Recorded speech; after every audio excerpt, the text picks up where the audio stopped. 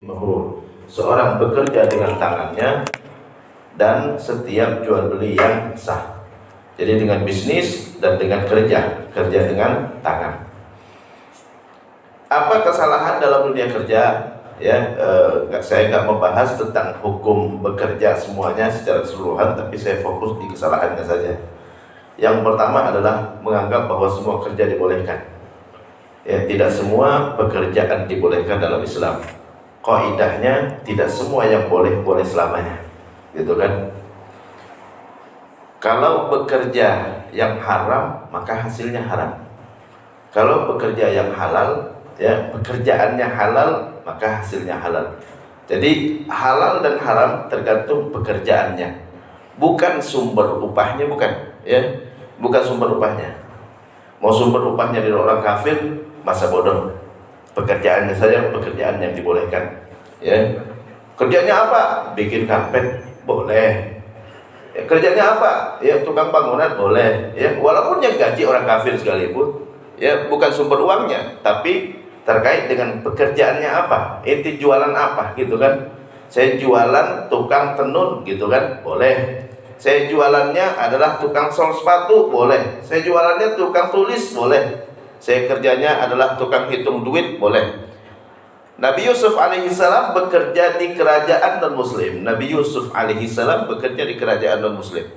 Bekerjaannya apa? Ngitung duit.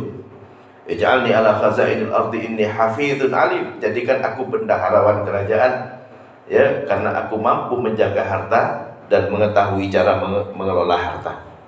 Walaupun dia kerja sama orang non-muslim, Nabi Yusuf alaihissalam kerja di kerajaan non-muslim. Jadi bukan sumber uangnya, tapi kerjaannya apa? Karena sumber uang kita nggak tahu sama sekali orang dari mana duitnya.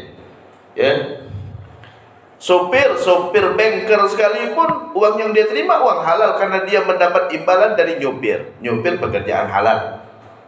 Karena dia dapat imbalan, walaupun uangnya adalah uang dari bunga bank, bukan urusan dia itu. Dia dapat uang adalah dari nyupir hukumnya halal. Dia dapat upah dari nyapu pekerjaan halal. Tapi kalau ente dapat upah dari melayanin seksual, haram hukumnya, karena pekerjaannya haram. Ente dapat upah dari mukul orang, haram hukumnya, tukang pukul namanya. Enggak boleh. Jadi pekerjaannya haram, hasilnya haram. Pekerjaannya halal, hasilnya halal. Adapun sumber uang bukan tanggung jawab kita. Tanggung jawab kita dapatkan dengan cara apa? Kita dapatkan dengan cara bekerja pekerjaan yang halal, maka kita dapatkan uang yang halal. Banyak yang bertanya tentang apa orang kerja di bank. Tergantung pekerjaannya apa. Teller, halal kalau teller, karena dia kerjaannya adalah ngasih duit, nerima duit, ngitung, nulis, gitu kan. Berapa setornya? Sekian, tulis, gitu kan. Berapa minta berapa? Sekian, tulis, gitu kan. Cuma itu doang kerjaannya dia. Nggak ada hubungan dengan riba itu.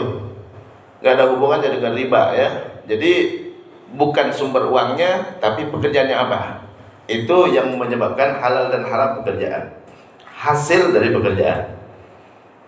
Jadi bukan sumbernya, karena Nabi Yusuf kerja di kerajaan non-muslim halal haram hantam juga, gitu kan. Halal haram hantam juga orang non-muslim. Yang kedua, kesalahan yang kedua, menganggap bahwa laki dan perempuan punya hak yang sama dalam bekerja. Laki dan perempuan punya hak yang sama dalam bekerja. Dalam Islam yang diwajibkan bekerja hanya laki-laki, bukan perempuan. Adapun perempuan tidak boleh bekerja kecuali dengan syarat tertentu. Jadi laki dan perempuan tidak punya hak yang sama untuk bekerja. Yang wajib bekerja laki-laki. Perempuan selamanya dinafkahi, selamanya dipenuhi kebutuhannya oleh laki-laki, bukan dia yang wajib bekerja. Kalau laki-laki wajib bekerja sejak dia balik. Udah balik, sono kerja, cari duit sono. Kalau laki-laki sejak balik dia punya kewajiban dari nafkah. Tapi kalau perempuan tidak, selamanya sampai akhir hayat dia nggak ada kewajiban mencari nafkah, karena dia selalu dinafkahi. Sejak lahir anak perempuan dinafkahi sama ayahnya, sampai menikah diserah terimakan kepada suami, diambil alih nafkahnya oleh suami. Saat diceraikan oleh suami atau suaminya meninggal, balik lagi kepada orang tuanya. Orang tuanya sudah nggak ada, kembali kepada saudara laki-lakinya. Ya, selalu dinafkahi sampai meninggal. Ya, udah punya anak laki-lakinya yang menanggung ibunya. Ya, jadi itu kalau perempuan dalam Islam nggak ada kewajiban perempuan mencari nafkah. Kenapa? Karena perempuan memang Allah ciptakan dengan fisik yang lemah, bukan untuk medan kerja, gitu kan? Perempuan baru boleh bekerja. Jadi hukum asalnya perempuan tidak boleh bekerja. Allah Subhanahu wa taala berfirman dalam Al-Qur'an, "Wa qarna fi buyutikunna wa la tabarrajna tabarrujal jahiliyyati ula." Tetaplah kalian kaum wanita di rumah, jangan keluar ya seperti ya yang dilakukan oleh perempuan di masa jahiliyah. Kecuali ya, harus ada 5 syarat perempuan baru boleh bekerja. Yang pertama, tidak ada yang menafkahinya. Suami nggak punya, keluarga pun gak punya, gitu kan? Ayahnya entah kemana, saudaranya entah kemana, gitu kan? Dia sebatang kara, minta-minta gak bisa, gitu kan? Ya, maka dia baru terpaksa harus bekerja. Gak ada yang menafkahinya. Kalau ada yang menafkahinya, disyaratkan yang menafkahinya gak mampu memenuhi seluruh kebutuhannya. Kalau yang menafkahinya mampu memenuhi seluruh kebutuhannya, gajinya besar, gak boleh dia biarkan ya orang yang dinafkahi mencari kerja, ya. Seorang suami yang cukup penghasilannya nggak boleh dia izinkan istrinya bekerja. Kenapa? Dosanya lebih besar daripada manfaatnya, ya. Dosanya lebih besar, ya. Kenapa? Karena perempuan nggak bisa kalau keluar tanpa bersolek, ya. Perempuan nggak bisa keluar tanpa bersolek. Kalau bersolek pasti digodain, gitu kan, ya. Nah ini jadi besar mudaratnya dibandingkan dia keluar rumah. Yang kedua, syarat yang kedua adalah pekerjaan yang layak buat perempuan. Enggak boleh dia bekerja pekerjaan yang enggak layak, tukang bangunan, ya, bukan pekerjaan perempuan. Supir bus bukan, ya, kenaik bus bukan, ya, karena itu pekerjaan yang enggak layak buat perempuan, ya. Pemulung pun bukan, ya. Pemulung perempuan adalah bukan kerjanya kotor-kotor, bukan, ya. Jadi pekerjaan yang layak buat perempuan. Karena perempuan dalam Islam dimuliakan. Tetap di rumah, kebutuhanmu dipenuhi. Itu perempuan dalam Islam, ya. Dan di rumah aja, ya. Kerjanya bersolek aja udah, ya. Ya, depan cermin aja dah, ya. Nanti apapun mau dipenuhi. Ya, kalau dia udah menikah suaminya, kalau belum menikah bapaknya, ya, yang tanggung jawab. Udah punya anak, anaknya udah besar, udah mampu, anaknya yang memenuhi, ya. Makanya Nabi ditanya, "Ya Rasulullah, man ahaqqun nas birrajul?" Siapa yang paling berhak terhadap seorang laki-laki? Qala ummu, ibunya.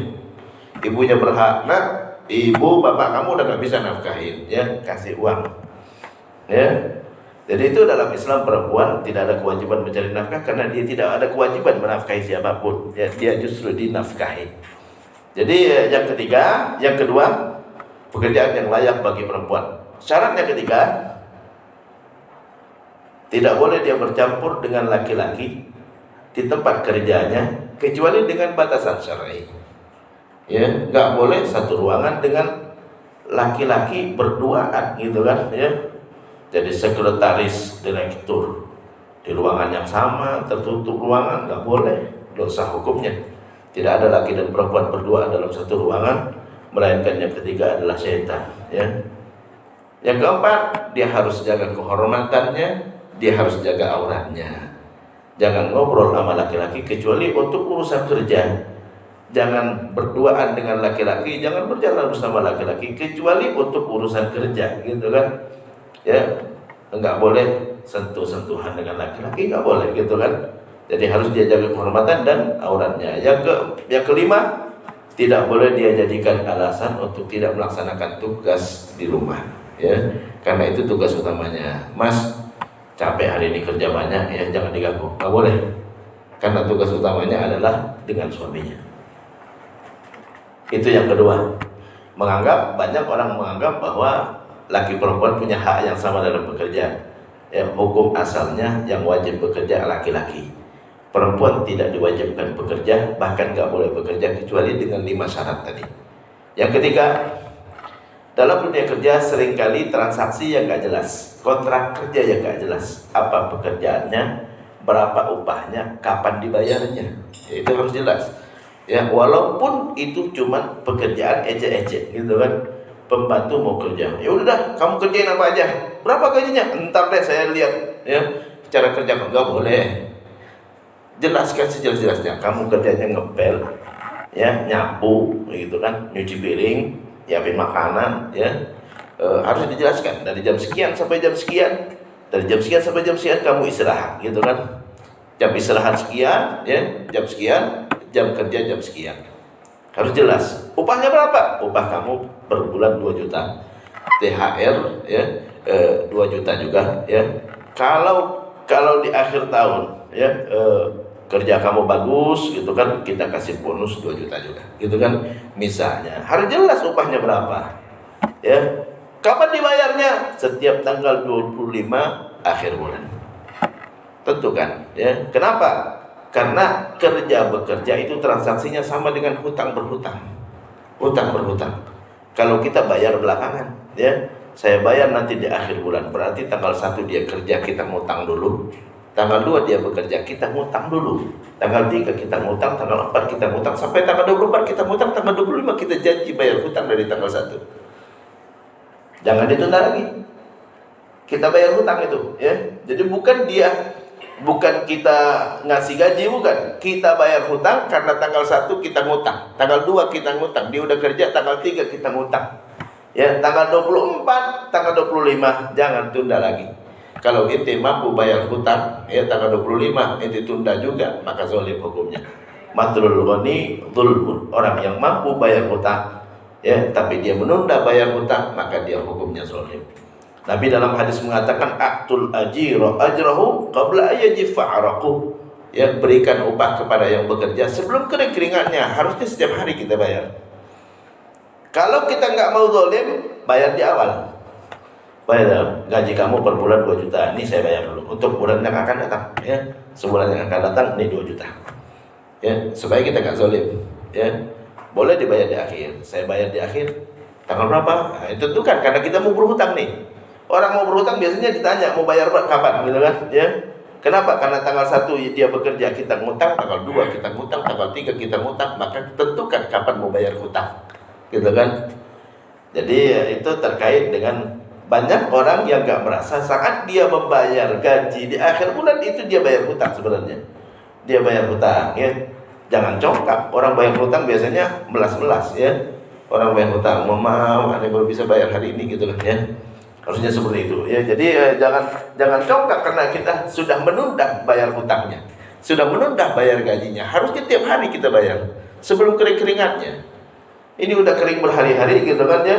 Tanggal 25 kita bayar hutang, jangan ditunda lagi. Kalau ditunda lagi, minta maaf sama yang bersangkutan. Sama dengan kita mau nunda bayar hutang, gitu kan. Itu yang ketiga.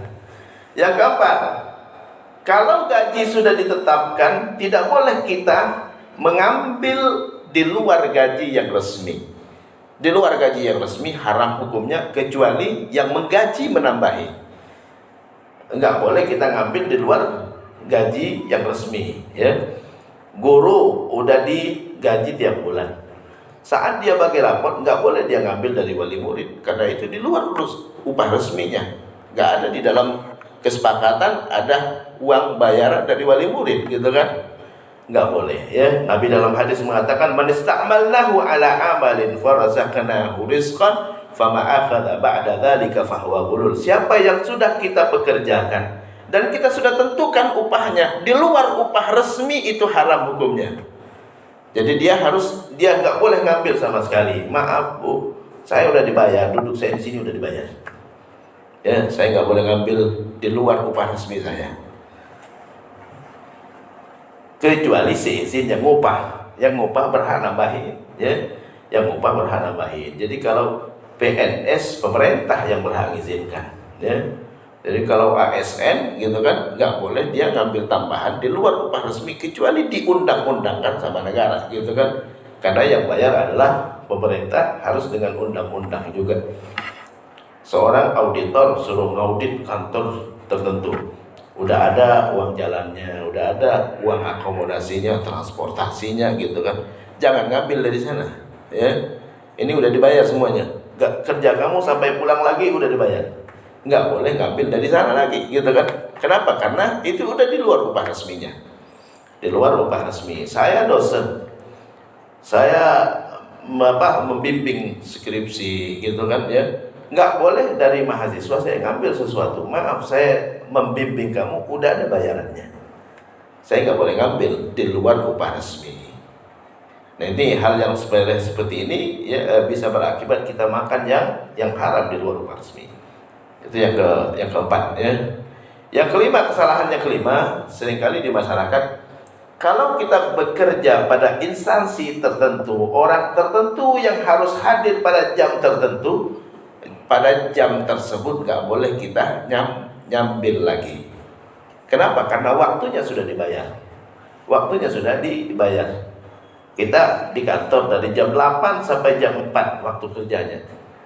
Dari jam 8 sampai jam 4 kita hanya mengerjakan pekerjaan kantor, nggak boleh ngambil tambahan lagi.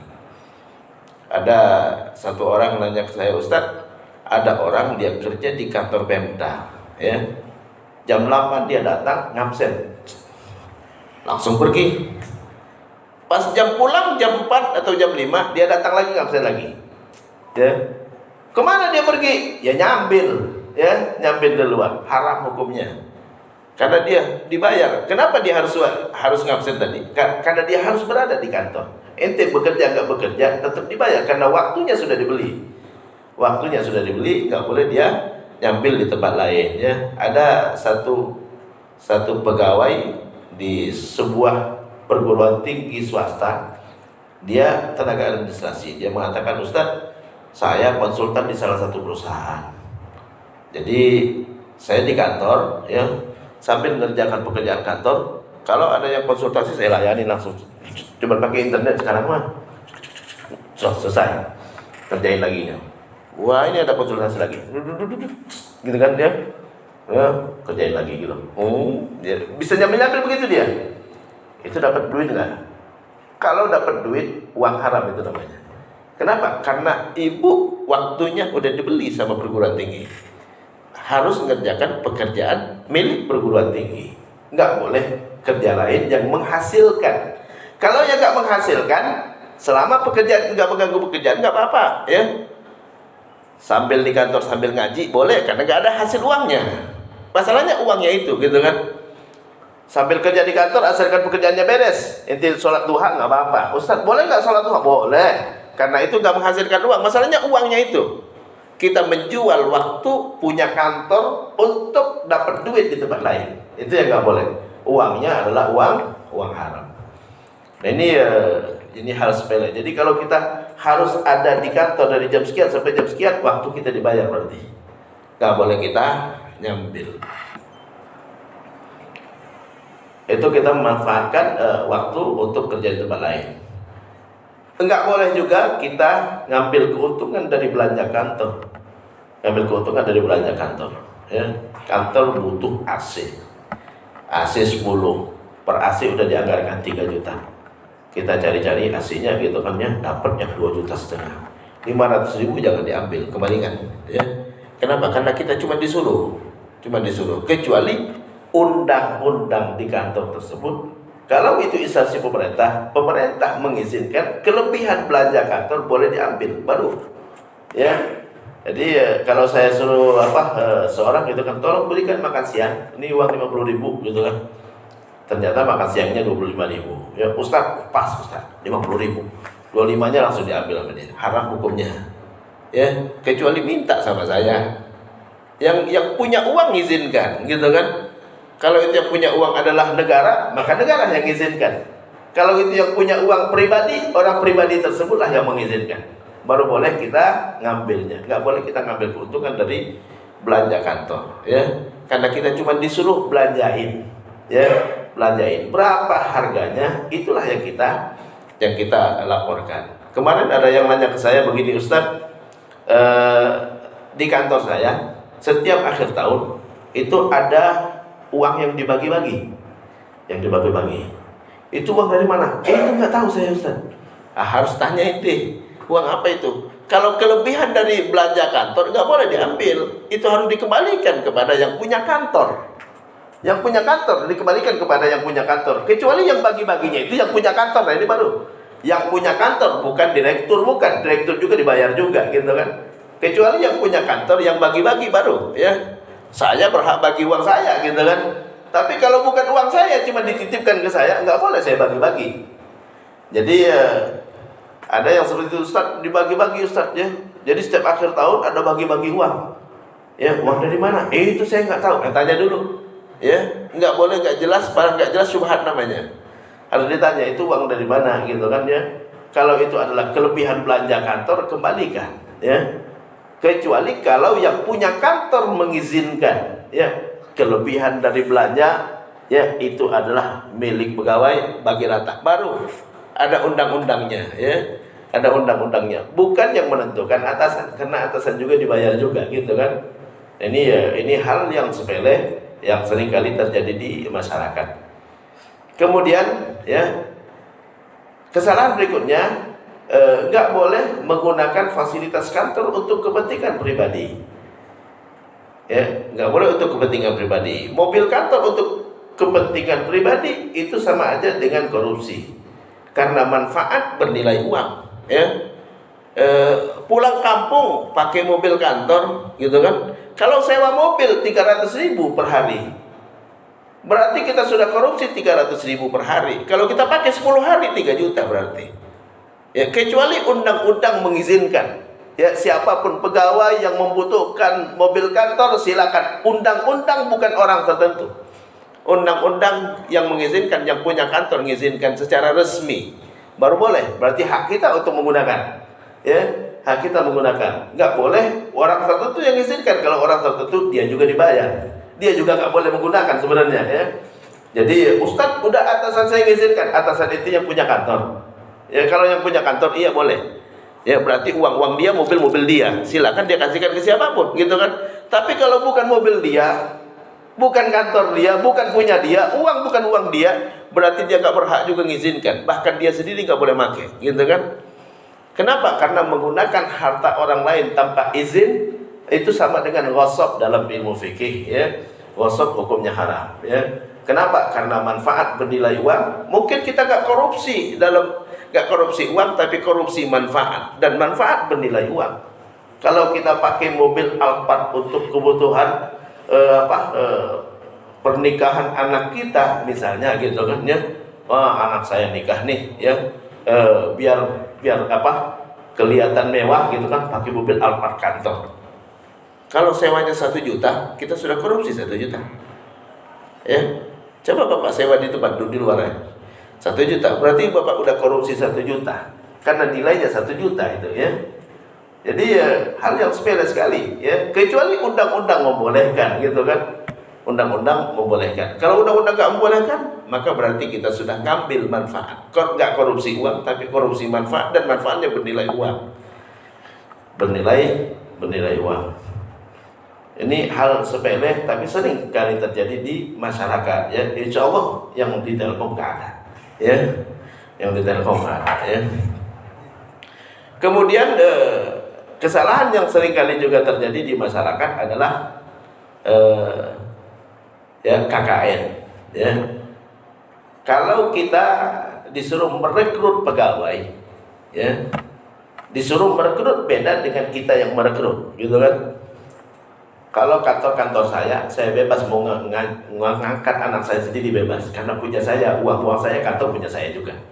Tapi kalau saya disuruh, ya, tolong carikan pegawai, ya, tolong carikan supir presiden misalnya, saya cuma disuruh, saya carikan orang yang punya profesionalitas, kredibilitas, integritas, ya, yang terbaik yang saya pilih. Kalau saya nggak milih yang terbaik, yang lebih berhak, kita dosa sama dia. Karena kita cuma disuruh. Kecuali kalau kantor-kantor saya pilih supir saya, bebas saja. Pilih siapa aja, anak saya juga boleh, karena saya yang bayar, ya. Tapi kalau bukan saya yang bayar, saya harus melaksanakan, ya.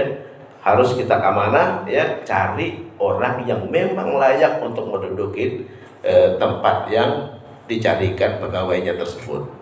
Nggak boleh kalau kita zolim, kita ngangkat orang yang gak layak, ada yang lebih baik, kita zolim sama orang tersebut. Ada berapa orang yang lebih baik, kita sudah zolim sama mereka. Ya, kita sudah zolim sama mereka. Jadi ya, kalau kita udah berusaha cari yang profesionalitas, kredibilitas, integritas, ternyata ada yang lebih baik tanpa pengetahuan kita, nggak masalah. Kita gak niat berarti. Ya. Tapi kalau kita tahu ada yang lebih baik, kita masih ngangkat dia, nggak boleh hukumnya. Ya. Kita sudah menyalahgunakan dan kita sudah zolim kepada banyak orang yang lebih baik dari yang bersangkutan. Nah ini ya beberapa kesalahan dalam dunia kerja. Intinya bahwa kita bekerja tidak hanya sekedar bekerja, tapi untuk mendapatkan harta yang halal, yang memang hak kita, yang bukan hak kita jangan kita ambil sama sekali, karena berakibat uang tersebut adalah uang haram. Demikian, mudah-mudahan bermanfaat. Kalau ada yang bertanya silakan. Wassalamualaikum warahmatullahi wabarakatuh. Ada yang mau bertanya? Enggak ada ya, udah setuju semua berarti ya. Alhamdulillah ya.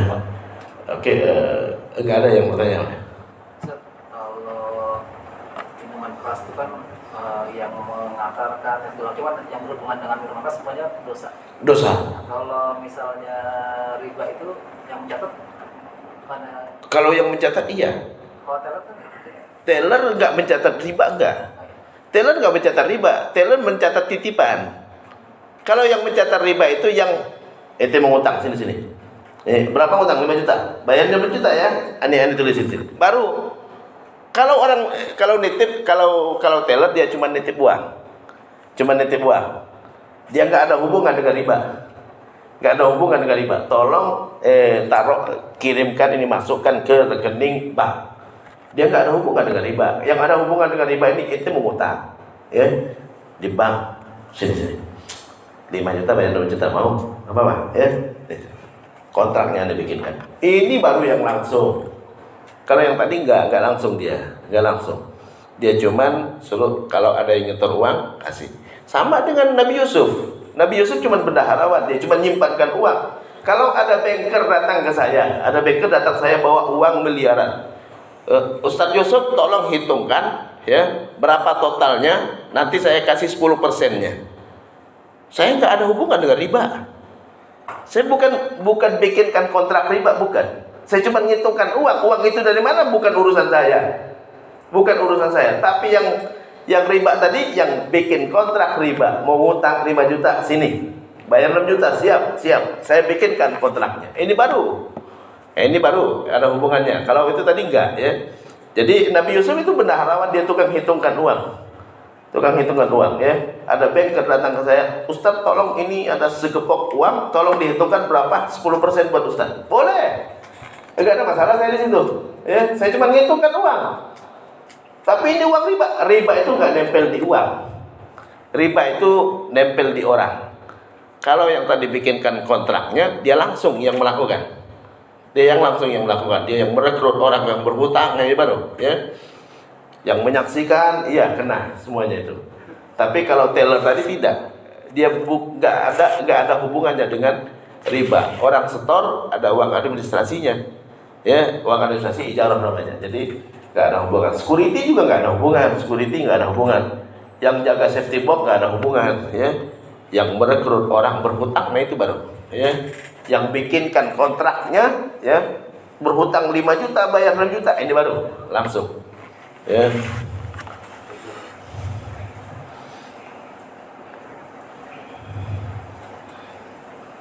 Ada lagi yang mau nambahkan?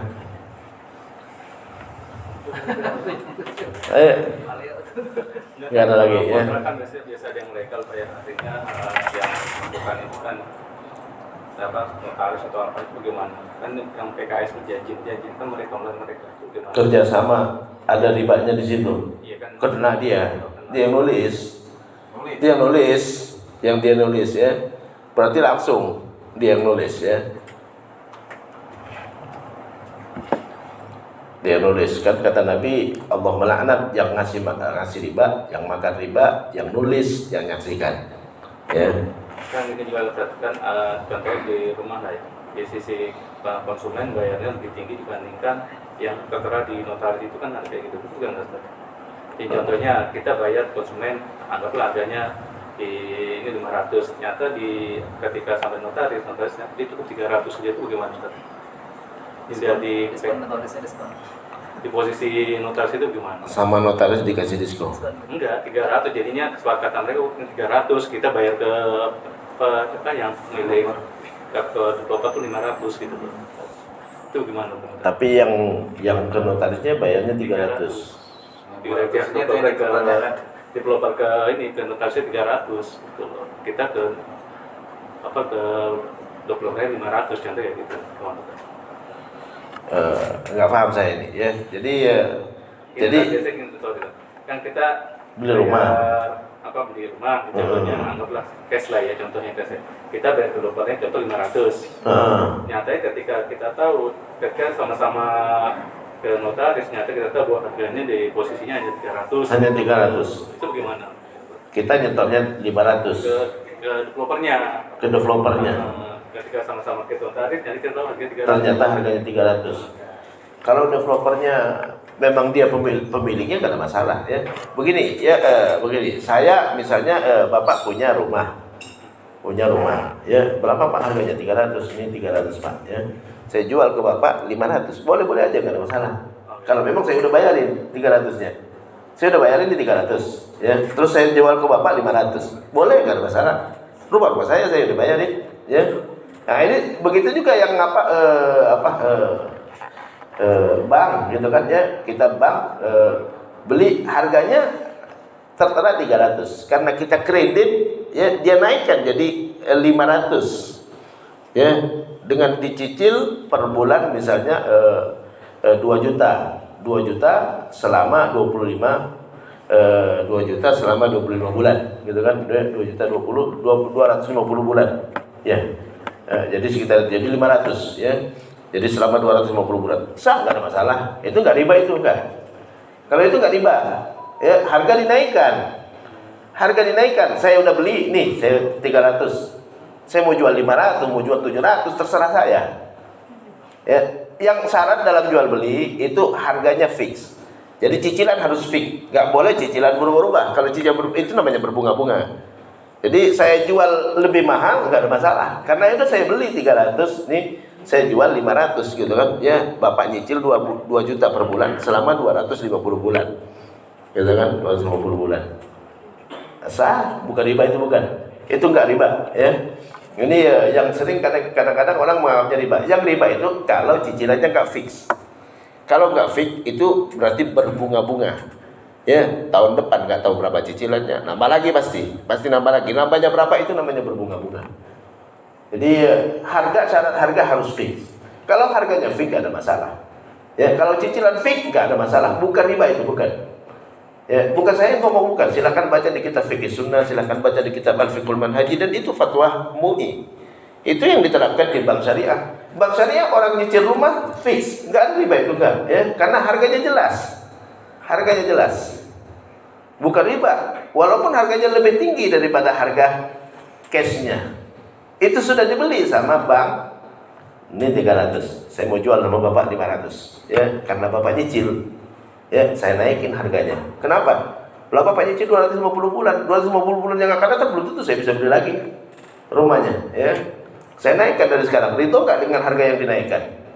Ridho, nggak masalah. Harga ridho sama ridho kalau harga, asalkan fix ya, syaratnya fix. Kalau fix nggak masuk kategori riba. Riba itu kalau nggak fix ya, nggak fix.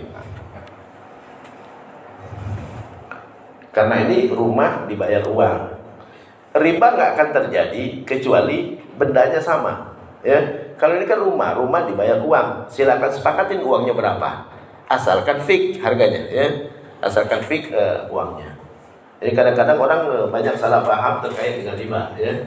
Ini mungkin yang akan datang saya bahas apa itu riba. Ya, jadi riba nggak otomatis dari bank itu riba, nggak. Ya, makanya bank syariah menerapkan sama ya. Beli motor cicilan fix dari awal sampai akhir tidak riba. Ya, karena motor ditukar dengan uang, harganya dinaikkan, ya haknya orang mau naikin. Dan ente berhak juga nggak mau beli gitu kan. Tapi kalau ente siap beli, berarti ente ridho dengan harga. Itu harga, bukan riba, bukan. Ya, riba itu nggak akan terjadi kecuali benda sama. Nabi bilang emas dengan emas, perak dengan perak, gandum dengan gandum. Jadi riba nggak akan terjadi kecuali bendanya sama. Ngutang 5 juta bayar 6 juta sama-sama uang. Itu baru riba. Itu yang riba. Ngutang 5 juta bayar 6 juta, itu sama-sama uang. Ya, tapi tadi ngutang rumah bayar 500 juta, itu bukan, nggak sama. Ya, rumah dengan uang. Kalau beda jenisnya, idza ikhtalafat kata Rasulullah fabi'u ma syi'tum, sepakatin berapa harganya. Karena nggak sama, rumah ditukar dengan uang, ya. Asalkan uangnya harus pasti. Jangan uangnya nggak pasti, uangnya harus pasti. Berapa juta? 500 juta. Mau bayar berapa lama? Ya, 250 bulan. Berarti 2 juta per bulan. Nggak masalah itu, bukan riba itu, bukan. Karena rumah ditukar dengan uang, ya. Tapi harga harus fix. Harga harus jelas. Harga nggak jelas itu yang nggak boleh juga. Harga harus fix, ya. Dan nggak boleh ada denda. Kalau terlambat bayar nggak boleh ada denda. Denda itu berbunga lagi. Itu baru berbunga. Itu baru riba. Jadi harus dihindarkan terlambat bayar. Ya, terlambat bayar kena denda, riba juga. Termasuk tagihan Telkom juga, Pak, ya. Terlambat bayar kena denda, riba juga hukumnya. Karena uangnya berbunga. Gitu kan, tagihannya 500 karena terlambat jadi 550, berbunga berarti uang dengan uang itu. Tagihannya kan uang kan, karena terlambat melunasi 500 jadi 550, riba juga hukumnya sama. Karena tagihannya uang, bayarnya uang, ya, tapi bayarnya lebih, tagihannya 500, bayarnya 550, riba juga hukumnya. Jadi ya, tapi bapak-bapak nggak terima riba, enggak, ya, kecuali bapak punya Telkom baru. Karena yang bapak dapatkan adalah upah dari kerja. Kerjanya sebagai apa? Teknisi. Bukan dapat bunga, bukan. Yang dapat bunga yang punya Telkom, yang dapat bunga. Benar nggak? Yang dapat bunga Telkom. Memang bapak kalau ada yang kena denda, bapak jadi nambah gajinya? Enggak kan? Enggak. Berarti nggak dipengaruhi oleh itu, enggak. Jadi itu yang saya maksudkan tadi. Jadi yang tergantung pekerjaannya apa, gitu kan. Jadi kantor kita melakukan riba, bukan kita yang dapat. Karena kita nggak terpengaruh sama sekali gaji kita dengan orang terlambat tadi, nggak ada pengaruhnya. Kecuali kalau kata kantor, kalau banyak yang nunggak dan kena denda, bapak-bapak akan saya kasih dari denda itu sekian, baru itu riba. Berarti bapak-bapak riba semua, ya. Kecuali kalau ada itu, kalau enggak, ya, nggak dapat, ya. Jadi ya, itu yang saya maksud. Jadi ya, bukan di bank saja ribanya. Bukan di bank saja ribanya, bisa di PLN, bisa, ya. Jadi ya peluangnya sama, ya. Sama bank juga gitu kan, ya. Tergantung kita dapatnya dari mana, ya. Bukan dari sumber uangnya. Ya. Telkom dapat denda banyak, yang punya Telkom yang dapatnya, bukan kita. Yang punya Telkom yang dapatnya. Oke, ada lagi yang mau nanya? Gak ada, ya. Kita cukupkan sampai di sini. Mudah-mudahan bermanfaat, ya. Yang benar dari Allah dan Rasulnya, yang salah adalah khilafah saya sendiri. Saya mohon maaf, saya mohon ampun. Wabillahi taufiq wal hidayah wal afu minkum jami'an. Wassalamualaikum warahmatullahi wabarakatuh.